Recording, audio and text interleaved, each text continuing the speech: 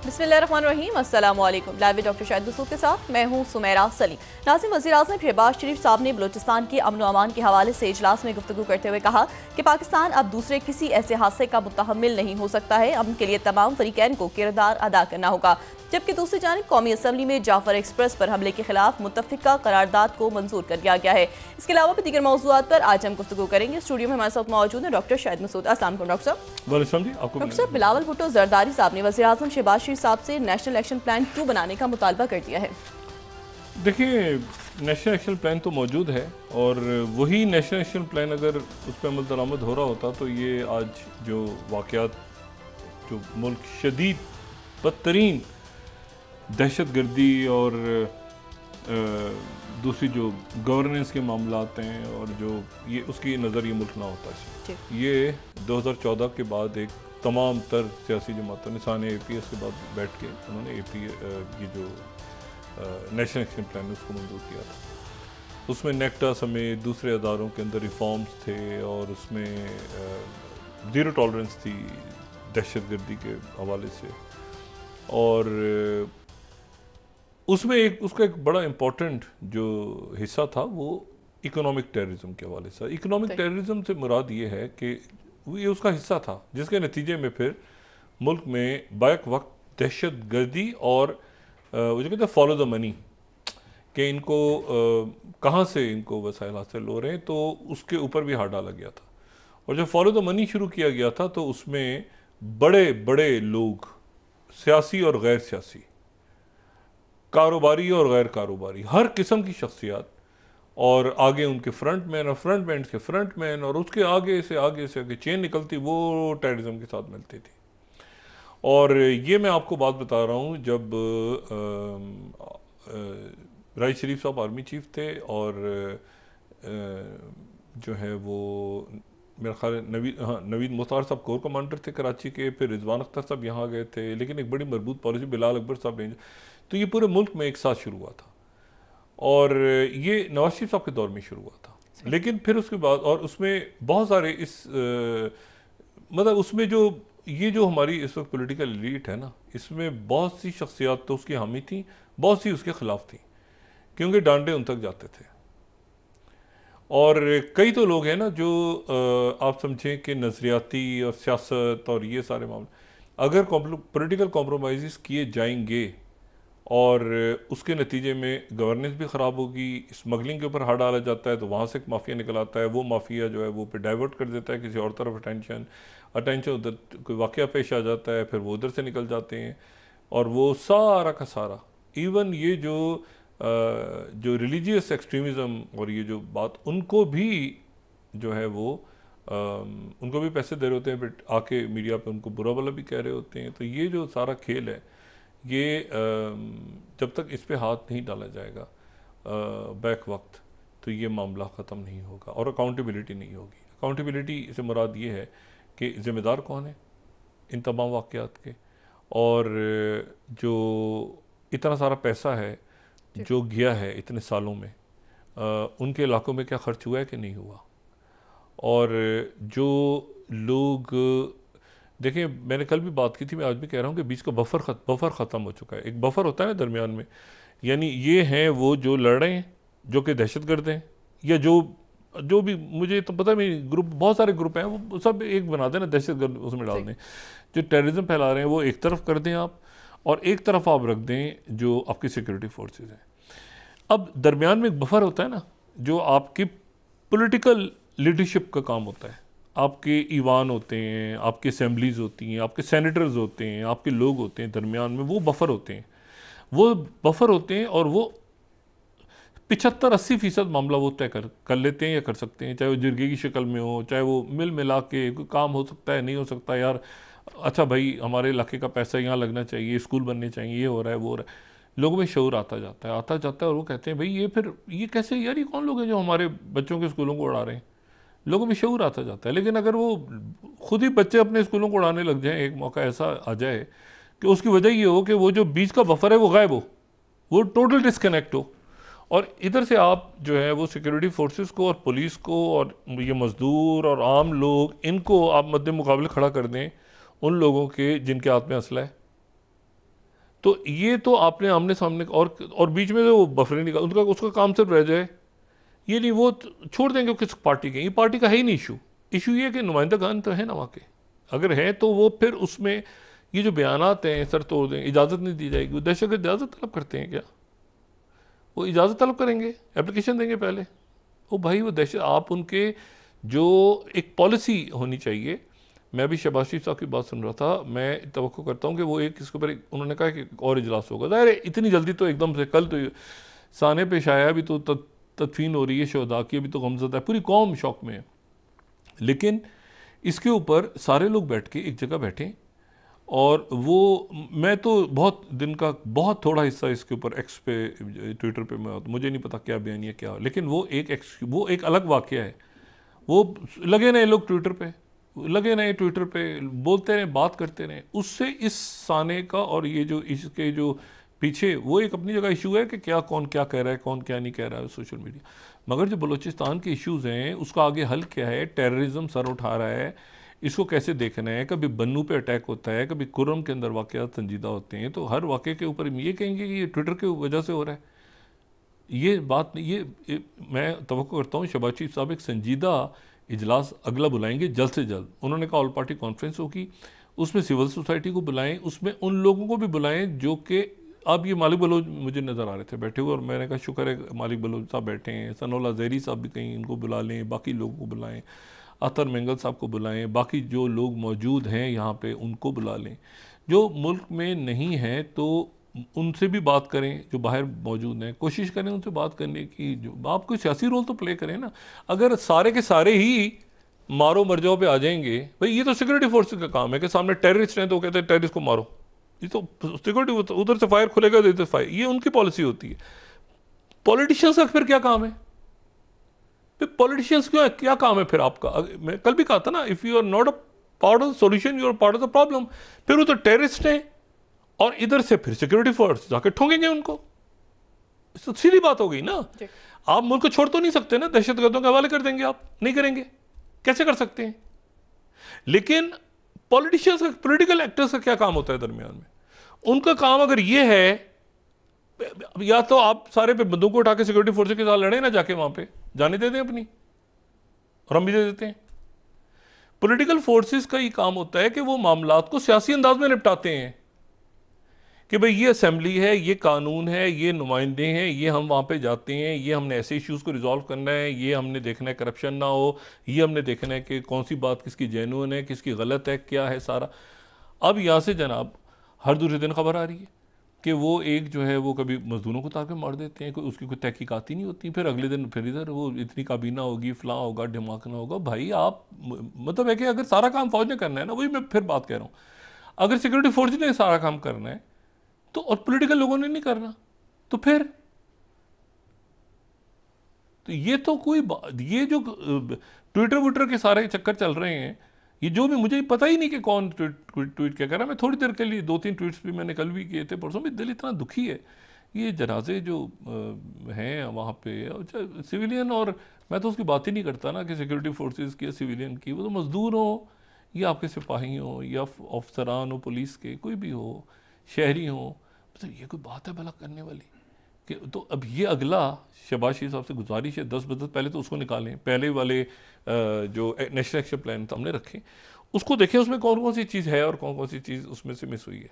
और उसके बाद उसमें जो ये बिलावल कह रहे हैं कि 2 बनाया जाए, तो ये 2 के अरसर 9 बनेगा या उसमें कोई कमी रह गई थी, उसी को पूरा कर दें ना, सारे के सारे जो 20 नुकात थे उसके, और उसके ऊपर अमल दरामद करें और सियासत को साइड पे कर दें। कुछ दिनों के लिए सियासत को भूल जाएं कि कोई PMLN है, कोई PTI है, कोई ये वो, PTI के अलावा कोई बात ही नहीं हो रही। ये जो इतना दुख और ये इतना मुनज़्ज़म जो भी कुछ हुआ है, इसके पीछे मतलब पैसा बहुत दिया गया है, जहाँ से भी आया पैसा उसको ट्रेस करें।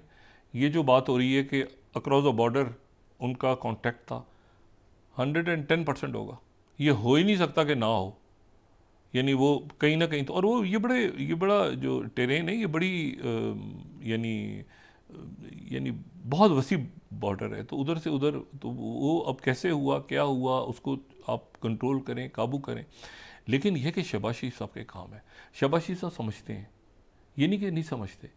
काम भी कर रहे हैं, मेहनत भी कर रहे हैं, लेकिन पॉलिटिकल मामलात को साइड पे फेंक दें। कुछ दिनों के लिए वो वज़ीर आज़म है, वो सियासत को साइड पे करें, एक नेशनल एक्शन प्लान के या जो भी ऑल पार्टीज कॉन्फ्रेंस उसमें सबको बुलाएं और कहें कि यार ये टेररिज्म का मामला कैसे हमने हल करना है और कैसे आगे चलना है। तो मेरा ख्याल ये है कि जो भी आइंदा होगा डिसीजन उसमें सबको इत्मीनान में लेंगे। ये देखिए उसमें क्या हुआ था, APS वाले वो इनकी हुकूमत थी, नवाज शरीफ साहब, और उस वक्त ये था कि बड़ी बड़ी तलखी थी, खान साहब का धरने वगैरह चल रहे थे, वो सारा मामला हो रहा था। नवाज शरीफ साहब ने ये सारे साथ बैठे थे, नवाज शरीफ साहब भी बैठे थे, इमरान खान साहब भी बैठे थे, सारे लोग बैठे थे कि नहीं हमने अपना दिल बड़ा करके इस वक्त साथ बैठना है। सानिया ऐसा था, ये सानिया जो कल पेश आई उससे छोटा तो नहीं है। वो APS के बच्चे हमारे अभी भी उनके असातिज़ा और वो बच्चे हमारी नज़रों में उनके जो चीखें हैं, ये कल का कोई कम तो नहीं था, कल या परसों का। तो बात यह है कि इसको बराए करम उसी तरह से लें। उस वक्त ख़त्म हो गई थी सियासत, एकदम से सारी बयानबाजियाँ ख़त्म हो गई थी, सारे पॉलिटिकल इल्ज़ामात और जवाबी इल्ज़ाम ख़त्म हो गए थे, और बात हुई थी कि अब ये कैसे हमने दहशतगर्दी के ख़िलाफ़ कैसे जाना है, और एक प्लान बना था। तो अब ये 24-48 घंटों से उस सियासत को छोड़ ही नहीं रहा कोई। तो सियासत को साइड पे करके ज़रा इसको ये देखें, ये बढ़ रहा है मामला। मैं आपसे कह रहा हूँ ना, ये मामला ख़राब हो रहे हैं। आज भी कहीं अटैक हुआ है, उसमें भी वो उनको मार दिया गया, 10 लोग थे शायद, दहशतगर्द थे क्या थे। तो बराह करम इसको देखें, रिसोर्सेज चाहिए, कोई मामला सारे चाहिए, उसकी अकाउंटेबिलिटी, स्मगलिंग कहाँ से हो रही है, कहाँ से फंडिंग हो रही है, इनको कहाँ से हो रहे हैं, कौन कौन कोई, मतलब बहुत सारे फैक्टर्स हैं, उसमें जाना नहीं चाह रहा। लेकिन यह है कि दिल दुखी है अभी तक। आज उनकी तदफीन शुहदा की हो रही थी, अल्लाह ताला उनके दर्जात बुलंद फरमाए। और इसमें जो है वो क्या बच्चों जैसी बात है, मजम्मत से मजम्मत नहीं की, उसने मजम्मत क्या पूरी मुल्क रो रहा है, और इतना हिजान है मुल्क में, और इतनी परेशान है लोग, परेशानियाँ हज़ारों हैं लोगों को। और ऊपर से ये कि जी वो मजम्मत नहीं, भाई मजम्मत यार, सब मजम्मत रो रहे हैं सारे लोग। तो मेरा ख्याल ये है कि इसका जो कोर इशू है ना बलूचिस्तान के जो मामला, उसको टच किया उन्होंने आज की स्पीच में, थोड़ी सी उनकी बात थी, लेकिन उस पर फोकस करें कि क्या इश्यूज़ हैं, जो इश्यूज़ रिजॉल्व हो सकते हैं रिजॉल्व करें, जो इश्यूज़ रिजॉल्व नहीं हो सकते और जिनको बयानियाँ बना के दहशतगर्दी की जा रही है, बयानियाँ बना के, हम भी लोग सब जानते हैं बलूचिस्तान के अंदर एक तो हकीकत में इश्यूज़ हैं, एक ये है कि इशू खड़े करके उन पर टेररिज्म किया जाता है। ये हमेशा ये तो एक ग्रे जोन वॉरफेयर में हमेशा ये तो टैक्टिक होती है। लेकिन यह है कि अगर इस तरह से रवैये होंगे तो फिर ये मामला ख़राब होगी। तो मेरा ये ख्याल है कि शहबाज शरीफ साहब ने जो उनकी गुफ्तगू का एक हिस्सा था कि एक सारी पार्टीज़ को बुलाएंगे, बिठाएंगे, और उसमें ये टेररिज्म के ऊपर एक मरबूत पॉलिसी बनेगी, कांस्टेंट बनेगी। ये पूरी जंग ही चेंज हो, जंगों का अंदाज ही चेंज हो गया। अब देखें दुनिया में अफरा तफरी क्या हो रहा है, पूरी दुनिया में जंगों अंदाज से तेज़ हो गया। आपको इंफॉर्मेशन वॉरफेयर के लिए आपने देखना है, आपके पास बहुत सारे मामलात और होने चाहिए, कहाँ पर आप डायलॉग करना है, कहाँ पे नहीं करना, कैसे बात करनी है, क्या नहीं करनी। अपनी ज़ात को थोड़ा सा पीछे करें, सारे देखें मुल्क के हालात क्या हैं, दुनिया कहाँ जा रही है इस वक्त, और हालात कितने दगरगू हैं। तो ये है कि बहरहाल अच्छा है, तशरीफ़ लेके गए वहाँ पे, काबीना के लोग भी थे, बाकी शख्सियात भी थी, आर्मी चीफ भी थे, बाकी लोग भी थे। तो लेकिन इसमें एक मजबूत पॉलिसी सामने आनी चाहिए, इसको बयाना तक नहीं रुकना चाहिए, और बिल्कुल स्ट्रेट, बिल्कुल सीधी 1 2 3 4 करके, जैसे उसमें लिखा था ना नेशनल एक्शन प्लान में, उसका पॉइंट्स उठा लें, चाहे उसी पे अमल दरामद करें, चाहे दोबारा बना लें, जो भी बनाएंगे वैसे ही होगा, वही बुनियादी चीज़ें होगी, बस अमल दरामद करें। ठीक है ना, अदारों कैसे ठीक करना है, ये कैसे करना है, ये कैसे करना है, ये कैसे करना है, 5 7 8 10 चीज़ें, और पूरे मुल्क में अप्लाई हो रहा था। नेशनल एक्शन प्लान था, वो एक सूबे के लिए नहीं था। अच्छा जी, अब इसमें एक तो बात ही होगी। दूसरी बात यह है कि जो कल सीज़ फायर का तय हो गया था, सऊदी अरब में मुलाकात हुई थी, उसमें यह है कि 30 दिन का आर्जी सीज़ फायर अमेरिकन्स के दरमियान और यूक्रेनियंस के दरमियान तय पा गया था। ज़ेलेंस्की उस मुलाकात का हिस्सा नहीं थे, जो 2 डेलीगेशन बैठे थे, और उसमें यह हुआ था कि अब ये प्लान जो है ये जाएगा, और ये प्लान जाएगा रशिया और प्रेसिडेंट पुतिन के पास जाएगा, और प्रेसिडेंट पुतिन जो है उसके बाद इस पर अमल दरामद हाँ करेंगे ना करेंगे, और जंगबंदी हो जाएगी। अच्छा, अब इसमें जो है ये स्टीव वित्कोव जो है वो दोहा में जाने से पहले उनकी मुलाकात हुई वहाँ पे दोहा में अरब ममालिक के वज़राए ख़ारजा से। बहुत अहम, क्योंकि स्टीव विटकॉफ जो है, मैंने पहले भी कहा था कि वो बहुत अहम रोल प्ले कर रहे हैं इस वक्त, कलीदी रोल इस वक्त जो बहरानों में उनका इमर्ज होकर सामने आया है। और वो जो चाहे वो मशरिक़ वस्ता के मामलात हों, या गज़ा के हवाले से हों, या वो यूक्रेन के हवाले से हों, तो स्टीव विटकॉफ जो है वो दोहा में सऊदी अरेबिया में वो शरीक नहीं थे। ये बात हमने कल भी की थी कि यहाँ से 2 शख्सियात थी, वहाँ से 3 लोग बैठे थे यूक्रेन के डेलीगेशन में।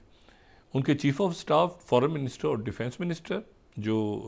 प्रेसिडेंट ज़ेलेंस्की के, और यहाँ से जो NSA और सेक्रेटरी स्टेट अमेरिका की साइड से। अब ये हुआ कि जो स्टीव विटकॉफ हैं ये सऊदी अरेबिया में ये नहीं थे, बल्कि ये दोहा में थे। इनकी दोहा में मुलाकात हुई, और दोहा में इनकी मुलाकात बड़ी अहम थी। और इनकी दोहा में जो मुलाकात हुई वो साथ ही जो है वो उसमें इजिप्ट के फॉरेन मिनिस्टर भी थे वहाँ पे कतर, तो ज़ाहिर है फॉरेन मिनिस्टर वज़ीर आज़म उनके एक ही हैं, और मोहम्मद बिन अब्दुलरहमान जो है वो ज़बरदस्त, वो तो पिछले कई महीनों से बड़ा इंपॉर्टेंट रोल प्ले कर रहा है कतर इसमें, गज़ा सीज़ फायर में। वहाँ पे इजिप्ट के फॉरेन मिनिस्टर भी थे, वहाँ पे कतर के भी थे, वहाँ UAE की नुमाइंदगी भी थी, वहाँ पे बहरीन, ये सारे अरब ममालिक के लोग थे। इनके साथ स्टीव विटकॉफ की एक तफसीली मुलाकात हुई, और तफसीली मुलाकात के बाद स्टीव विटकॉफ जो हैं वो दोहा एयरपोर्ट से उनका जहाज़ फ्लाई किया, और फ्लाई करने के बाद वो जहाज़ जो है वो मॉस्को रशियन जो एयर स्पेस है उसमें दाखिल होने से पहले वो लैत्विया की फ़ज़ाओं से गुज़रा, और फिर वो दाखिल हुआ रशिया के अंदर, और फिर मॉस्को की तरफ टर्न किया उसने राइट। अब आप सोचेंगे कि मैं ये जहाज़ क्यों बता रहा हूँ। मैं जहाज़ का इसलिए बता रहा हूँ कि रशिया की तरफ से स्टीव विटकॉफ की आमद का जो ऐलान जिस अंदाज में हुआ, ये नहीं कहा गया कि स्टीव विटकॉफ आ रहे हैं। रशिया ने इस तरह से ऐलान किया कि जो फ्लाइट रडार है, ये फर्स्ट फ्लाइट रडार ये बता रहा है कि US स्पेशल इन्वॉय का जो जहाज है वो मॉस्को में लैंड कर गया। फ्लाइट रडार बता रहा है, फर्स्ट फ्लाइट रडार ये बता रहा है कि रशिया की फ़ज़ाई हदूद में जो है वो स्टीव विटकॉफ का जहाज लैत्विया की फ़ज़ाओं से घूमता घामता मॉस्को में लैंड कर गया है। ये फ्लाइट रडार का कहना है, रशिया का कहना नहीं है। अच्छा जी, अच्छा अब रशिया जो है, अब कमाल देखिए ना ज़रा, प्रेसिडेंट पुतिन ने यानी उनको एकदम से स्टीव विटकॉफ को वो ज़ाहिर इज़्ज़त तो बड़ी देंगे, मिलना है नहीं मिलना वो बात की बात है, लेकिन एक ज़रा 2-4 दर्जे वो नीचे ले गए। स्टीव विटकॉफ को क्या लैंड नहीं किया, वो फ्लाइट रडार बता रहे जहाज़ उतर गया, वो पहुँच गए फ्लाइट रडार। अब यार ये कैसे बता रहे हो। अच्छा, उस दूसरा प्रेसिडेंट पुतिन जो है वो इसी दौरान जो है वो बड़े अरसे के बाद, मुझे याद नहीं पड़ता कि मैंने कब प्रेसिडेंट पुतिन, बड़े ज़बरदस्त स्टाइलिश सूट्स में होते हैं वो, उनकी ड्रेसिंग बड़ी कमाल होती है। वो आज फौजी ड्रेस में थे, बड़े अरसे के बाद। मैं एग्जैक्ट शायद कोई तारीख ना बता सकूं, कोई दिन भी ना बता सकूं, लेकिन बड़े अरसे के बाद कोई चंद ही मरतबा ऐसा हुआ है कि प्रेसिडेंट पुतिन को फ़ौजी ड्रेस में देखा गया, और वो फ़ौजी ड्रेस में थे, और वो कर्स का इलाका जो है,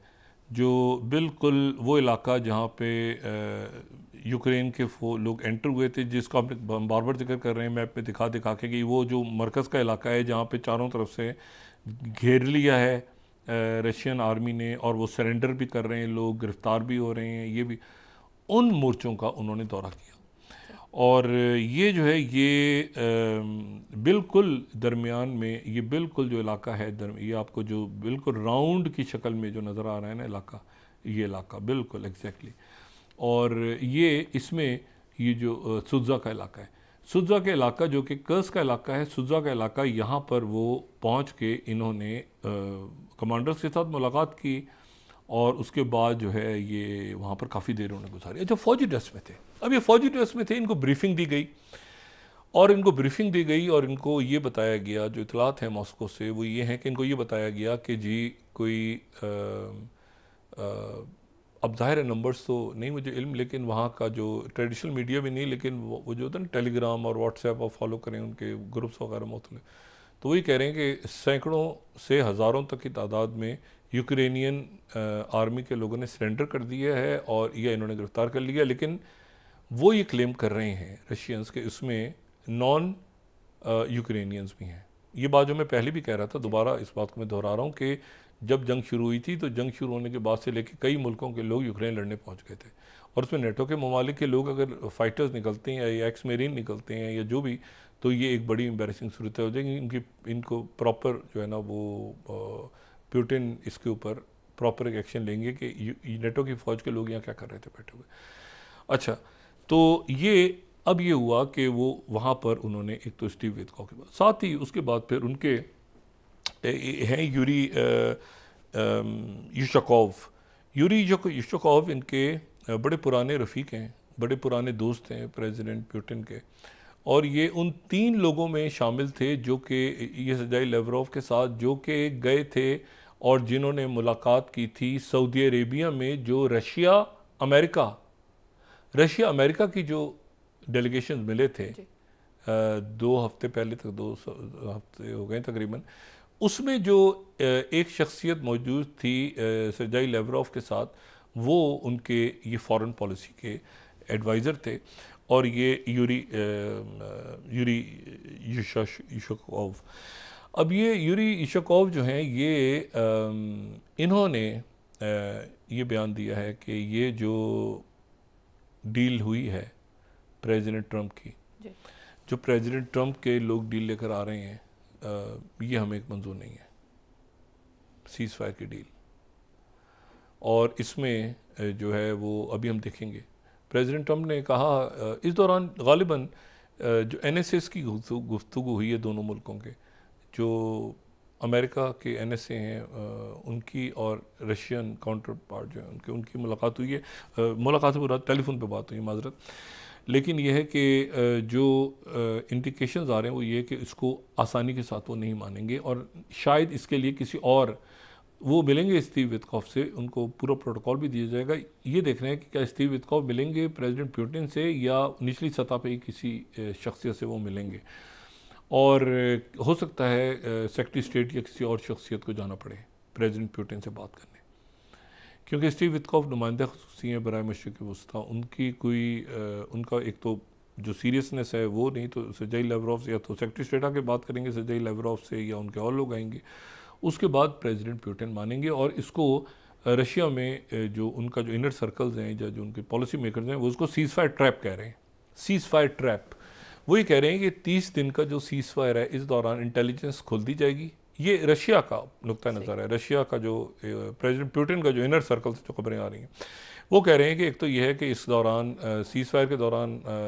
इंटेल उनको दी जाएगी, इमदाद दे दी जाएगी, सारी उनको वेपन्स वगैरह ये सारा कुछ हो जाएगा, और ये नए तरीके से तैयार होंगे और फिर हमला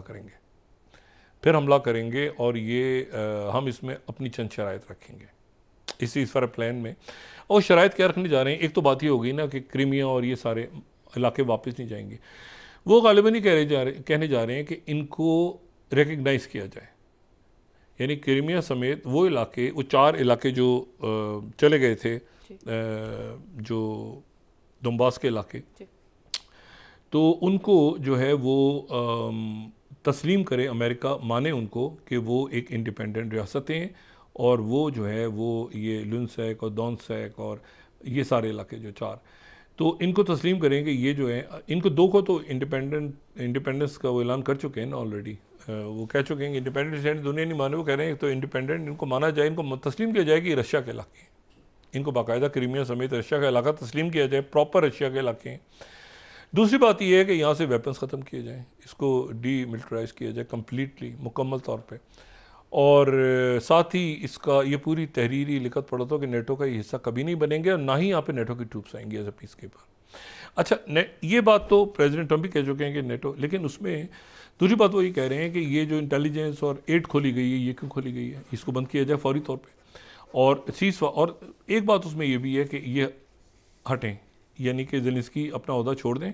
और यहाँ पे इलेक्शंस हों, और इलेक्शंस के बाद देखा जाएगा, और इलेक्शंस भी वो हों जो वो इलेक्शंस ना हो जो रोमानिया में हो रहा है कि जी अदालत खड़ी हो गई, क्योंकि वहाँ पे गुफअप हुआ हुआ ना, जो यूक्रेन है वो भी गुफअप है, और यूक्रेन गुफअप इसलिए आया कि मैस हुआ है वहाँ पर, जंग हो रही है इतने सालों से, और वो अजीब सूर। तो जो रोमानिया में हुआ है कि जी प्रेसिडेंट इलेक्ट हो गया, एक राउंड जीत गया, लेकिन अदालत ने कह दिया नहीं हो सकते तुम, तो उन्होंने कहा ये इस तरह का खेल यहाँ पे ना हो। मतलब है कि ये जो इसको सीजफायर ट्रैप रशियन समझ रहे हैं, तो रशिया की तरफ से पॉजिटिव सिग्नल नहीं आ रहा। अच्छा, पोलैंड ने साथ ही कहा है कि जी 26 साल हो गए हैं और अब ये वक्त आ गया है, 1999 से हम हिस्सा बने हुए हैं इसका, नेटो का, तो इसमें जो है ये नेटो यहाँ पर न्यूक्लियर अपना जो है, अमेरिका अपने न्यूक्लियर वेपन्स को पोलैंड में लेकर आए। और साथ ही एक बात जो इनर सर्कल में शुरू हो गई प्रेसिडेंट पुतिन के, वो ये भी शुरू हो गई है कि मैक्सिमम प्रेशर अगर हमें डालना है तो ये कि ईस्टवर्ड जो एक्सपेंशन हुई है नेटो की, वो सारी ख़त्म की जाए। वो सारे मुल्क जो कि ईस्टवर्ड एक्सपेंशन के बाद, बर्लिन वॉल गिरने के बाद, यानी यहाँ तक वहाँ पे इस वक्त इसको ये अचानक जो हुआ है ना सारा, कि अच्छा जी गुडी जंग ख़त्म हो रही है, ये हो रहा है, वो हो रहा है। प्रेसिडेंट ट्रंप ने अपनी तरफ से अच्छी बातें की है, लेकिन इसको प्रेसिडेंट पुतिन जो है वो इसको इतना इजी नहीं ले रहे कि ये क्या हुआ, अच्छा जंग ख़त्म हो रही है और वो ये भी नहीं है और ऐसे भी नहीं है और ऐसे भी नहीं है और ऐसे नहीं है। और उनको ये भी प्रेसिडेंट पुतिन के हलकों में डिस्कस हो रहा है कि ये 100 साल की डील जो है, 100 साल का मुआहदा ज़ेलेंस्की पहली बरतानिया के साथ कर चुका है। तो ये भी तो यूरोप की जो है बन रही थी, एक फ़ौज बन रही थी, ये हो रहा था, एकदम से वो पता चला सारी फ़ौज भी ख़त्म हो गई, सब ने बारी बातें भी दे दी, लड्डू पेड़े भी खा लिए, तो आखिर क्या हुआ है कि अचानक सीज़फायर भी हो गया, ऐसे भी हो गया। तो अभी ज़रा आराम से वो फ्लाइट रडार के थ्रू वो स्टीव विटकॉफ को उन्होंने एंटर करवाया है रशिया में, और आगे अब देखते हैं कि अगले 24 घंटों में या 48 घंटों में वहाँ से क्या ऐलान सामने आता है। ब्रेक के बाद और वहाँ उधर अरब जो वज़राए ख़ारजा से मुलाकात हुई है, वहाँ पर गज़ा के हवाले से बड़ी इंटरेस्टिंग डेवलपमेंट्स है। जी नाज़रीन, वापस आते हैं एक छोटे से ब्रेक के बाद।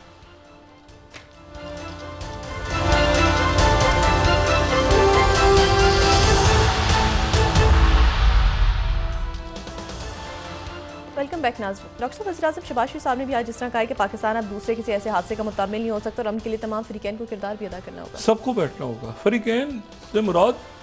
लोग, सबसे बड़ा स्टेक होल्डर है ना अवाम। तो ये कि लेकिन जाहिर है कि वो, आप यकीन करें, बहुत ज़्यादा दिल दुखी। मैं ये जो वाक़यात हो रहे हैं ना पिछले चंद दिनों से, बहुत सौ की तो सिर्फ ख़बर आती है ना, लेकिन वो ख़बर भी इतनी दिल हिलाने वाली होती है ना कि अटैक हुआ, उसमें जो है वो रमज़ान के दिन है, कौन सा एकदम से जो है ना आपको लगता है कि जैसे कहीं से कोई चिंगारी लगाई गई है। तो इसके ऊपर यकीनन जो आपकी लॉ इन्फोर्समेंट एजेंसीज हैं और जो हमारे हसास अदारे हैं, उनके पास रिपोर्ट्स होंगी, उनको बिल्कुल इल्म होगा। लेकिन ये कि मेरा ख्याल है इस पर कोई कॉम्प्रोमाइज़ अब ना करें, कोई पॉलिटिकल कॉम्प्रोमाइज़ भी नहीं होनी चाहिए और कोई नॉन पॉलिटिकल कॉम्प्रोमाइज़ भी नहीं होनी चाहिए।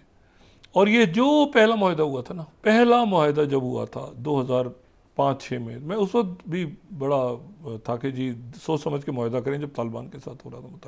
मुतालबा, वो टूटा था उस तरह, वो अलग मामला था। उस वक्त हालात दूसरे थे, शायद वो मुनासिब भी था, वो शायद नहीं था जो था। लेकिन ये है कि जो वो तालिबान जो कि हुकूमत का हिस्सा है, उनसे तो हम बात कर सकते हैं, लेकिन जो टेररिज्म के ऊपर है उनका तो मतलब क्या बात करेंगे। आप सामने वाले से कहेंगे यार मेरी बात सुनो, तो वो धमाके उड़ा देगा आपको भी, खुद भी मर जाएगा, तो उससे क्या बात करनी है आपने। अब ये, लेकिन ये है कि ये जो फैक्ट, इसको देखना है, ये क्या है, इसको कैसे हैंडल करना है। और वो पॉलिटिकल लीडरशिप का काम ये होता है कि दरमियान में वो सोल्यूशन निकालती है,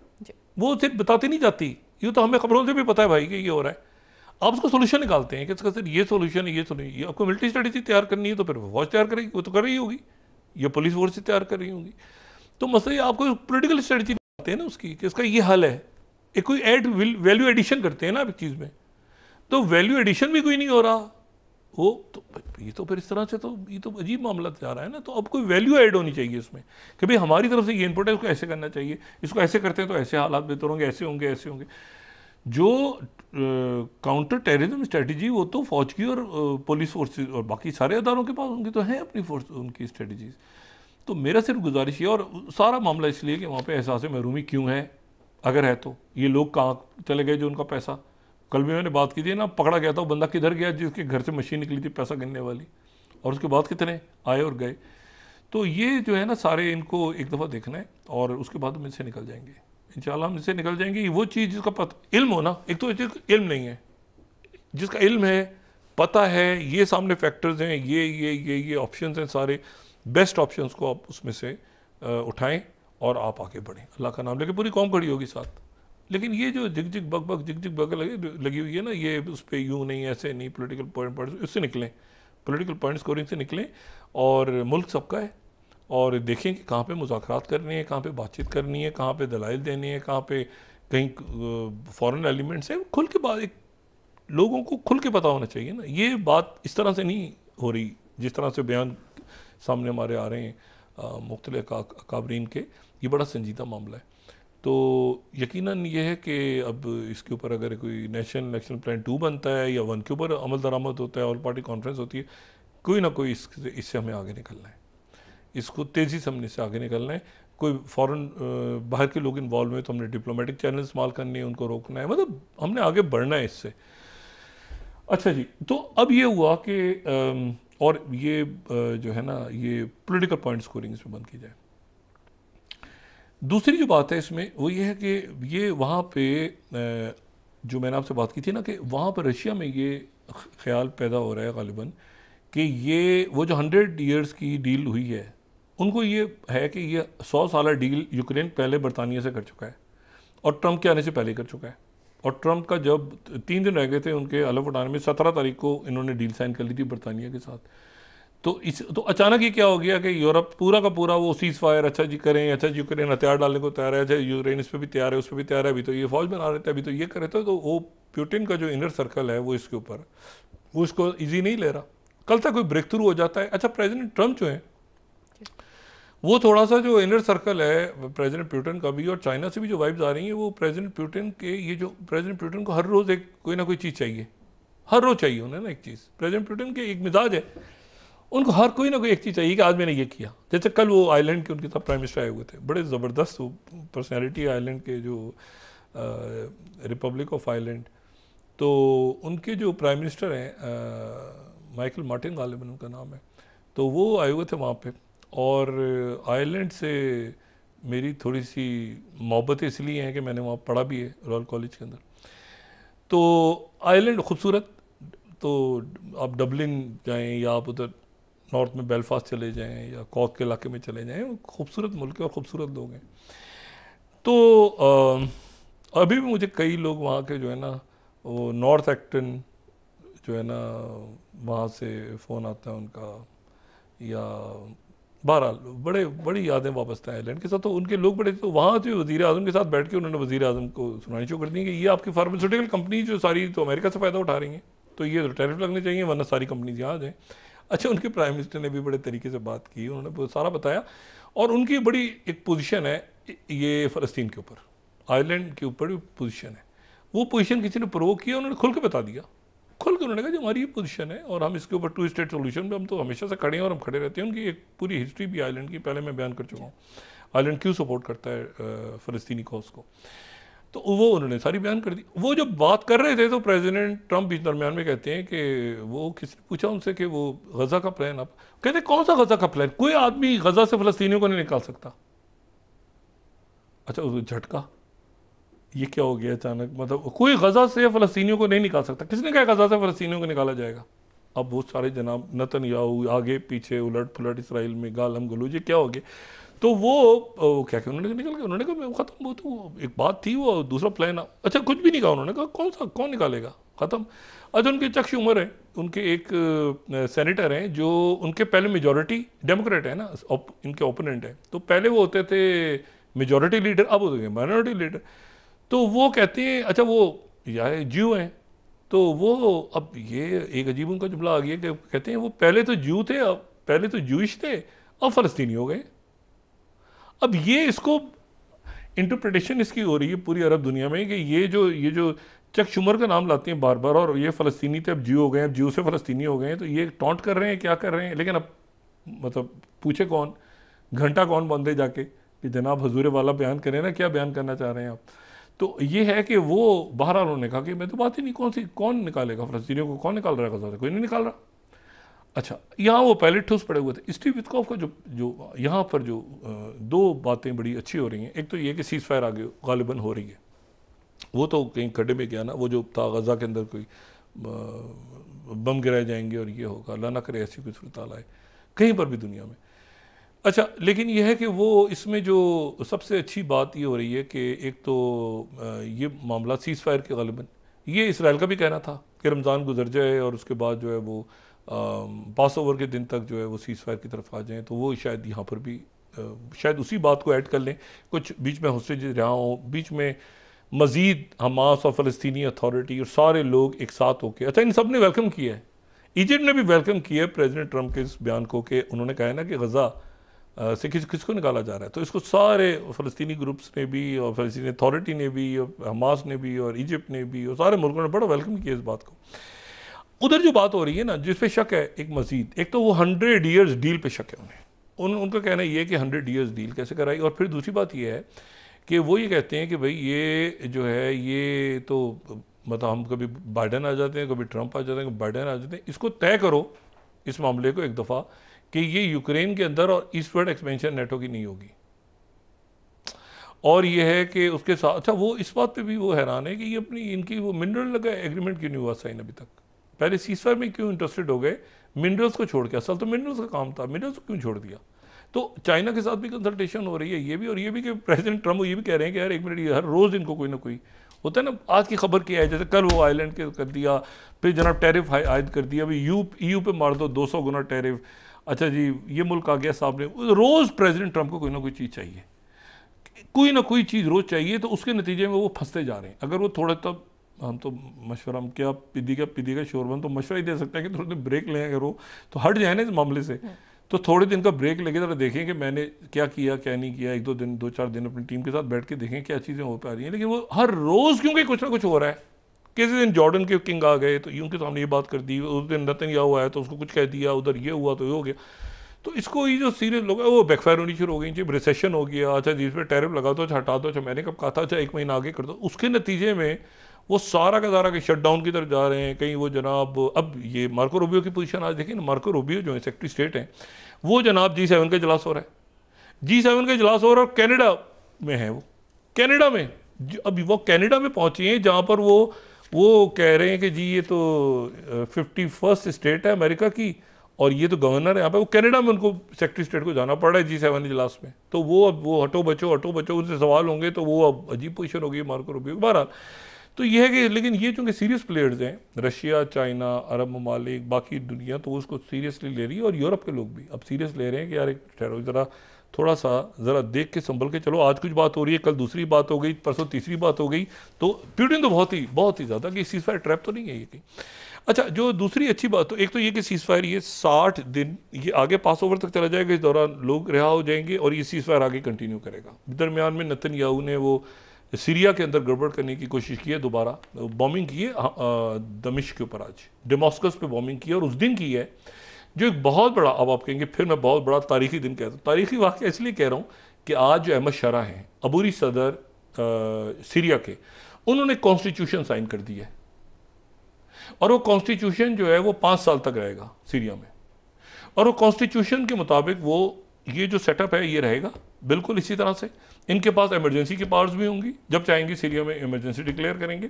इस एग्रीमेंट को साइन करने से पहले एक दिन पहले इन्होंने SDF के वो जो मजलूम अब्दी हैं उनसे भी मुलाकात हो गई इनकी और एक एग्रीमेंट साइन हो गया। साथ ही कतर, टर्की, बाकी सारे मुल्क इनके साथ हैं और जो वो उसके तहत ये 5 साल तक, और वो जो कुर्द हैं वो बाकायदा हिस्सा होंगे, ये कुर्द माइनॉरिटी नहीं होगी, कुर्द हिस्सा होंगे सीरियंस के इक्वल। सीरिया में कुर्द जो हैं वो इंस्टीट्यूशंस का हिस्सा बनेंगे, उस सेटअप का हिस्सा बनेंगे, ओहदे भी ले सकते हैं, मुख्तलिफ जगहों पे आएंगे। कुर्दों को कंप्लीट वहाँ पे जो है ना राइट्स होंगे सारे, बच्चियों के स्कूलों के हवाले से क्लैरिटी के साथ, उसमें कॉन्स्टिट्यूशन में फ्रीडम ऑफ स्पीच के हवाले से क्लैरिटी के साथ है, सारा कुछ है।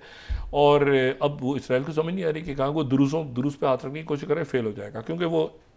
वली जुमलात पहले मिल के गए हैं अहमद शरा से। दूसरी ये चीज़ हो गई। तीसरी जो उसमें इंपॉर्टेंट बात हुई है कि वो ख़ुद डिलीवर हो गया ईरान, जो अनवर जो गर्देश हैं वहाँ के, जो UAE के बड़े ज़बरदस्त शख्सियत हैं, तो वो वहाँ पे वो आए और उन्होंने जो है वो ये दिया,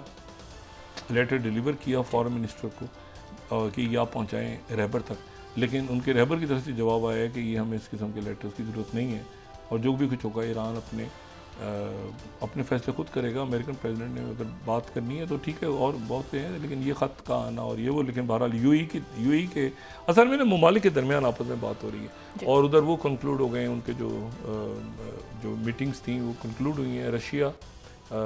ये बहुत इंपॉर्टेंट है, रशिया, ईरान और चाइना का जो यहाँ पे डील्स हुई हैं पहले, और वहाँ पे ये बहुत कुछ हो रहा है। अब इसमें कतर, यूएई, सऊदी अरेबिया, सारे ममालिक खत्ते के एक्टिव, चाइना, रशिया बहुत एक्टिव, प्रोएक्टिवली रीजन को और दुनिया को देख रहे हैं। जितनी जल्दी हम इस मैन मेड क्राइसिस से निकलेंगे उतना हमारे लिए बेहतर होगा। जी, बहुत शुक्रिया डॉक्टर साहब, और मेरी दुआ है कि हम जल्द से जल्द निकलें और निकल जाएंगे इंशाल्लाह। बहुत शुक्रिया डॉक्टर साहब। नाज़रीन, इसके साथ ही आज का प्रोग्राम अपने इख्तिताम को पहुंचा। मुझे सुमेरा सलीम को इजाज़त दीजिए। अल्लाह ने के बाद। जी डॉक्टर साहब। अपना दोस्तों, रिश्तेदारों, गुरदोनवा के लोगों का सब ख्याल रखिएगा। अल्लाह हाफ़िज़।